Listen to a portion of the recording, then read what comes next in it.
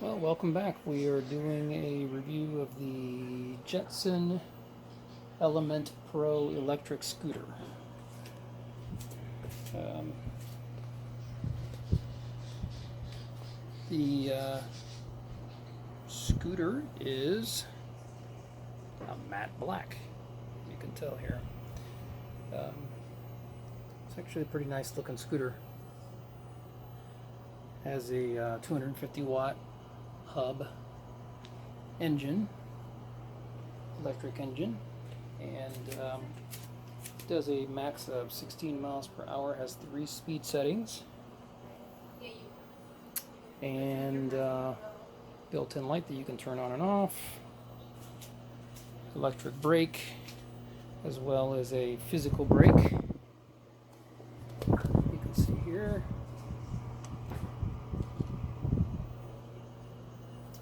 And a graduating throttle.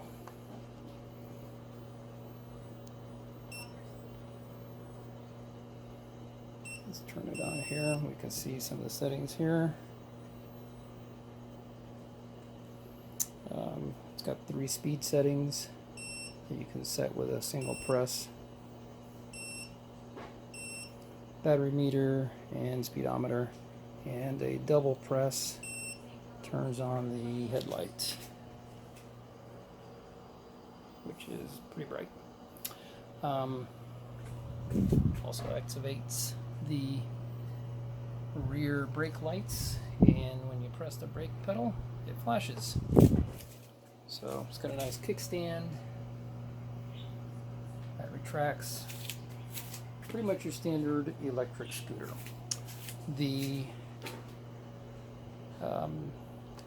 It's actually got quite a bit of torque on it, and I've taken it for several miles of rides up and down hills, and it says it'll give you about 16 miles on one battery charge, 12 to 16 miles depending on the incline, obviously.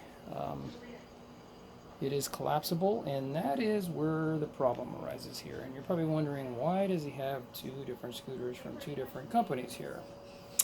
Well, this is another one that I had reviewed, the Hover 1, which the specs are very similar to the Jetson Element Pro. It doesn't go quite as far, and it goes 1 mile slower than the Jetson Pro. But one thing that it has over the Jetson Pro that I really like is the way the collapsible arm works.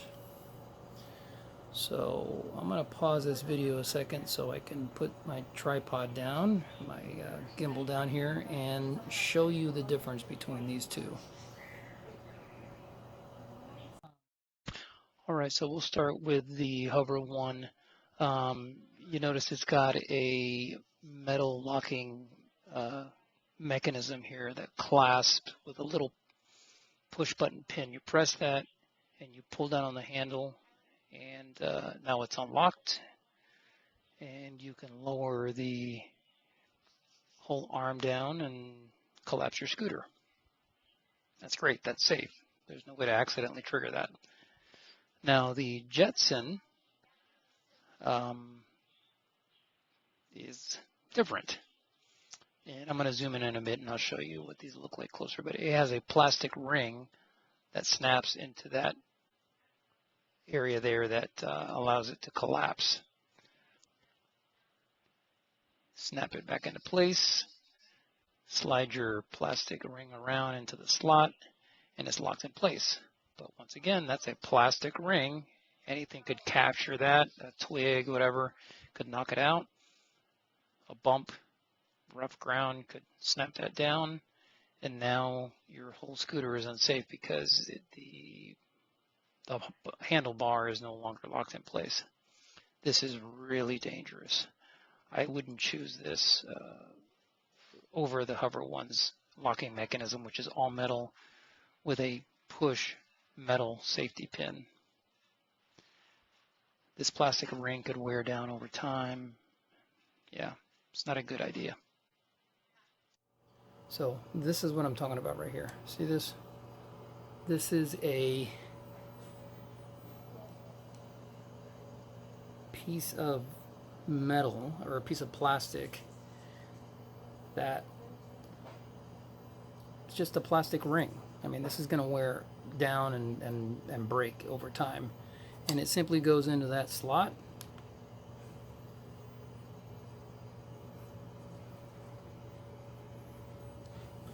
And it's supposed to hold that in place. Pretty poor design in my opinion. Pretty poor design. Versus this one here, as you can see, has a metal locking glass, and I don't know if I'll be able to do this with one hand. That's how tight this thing is, but let me see if I can do it. Okay, I was able to do it. See? This is all metal. Everything here is metal. There's no plastic. And this locks into this, so you have to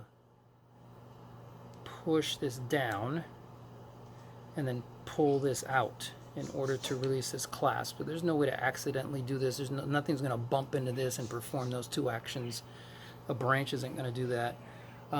So think long and hard before you purchase a scooter that has this type of a locking mechanism versus this type of a locking mechanism.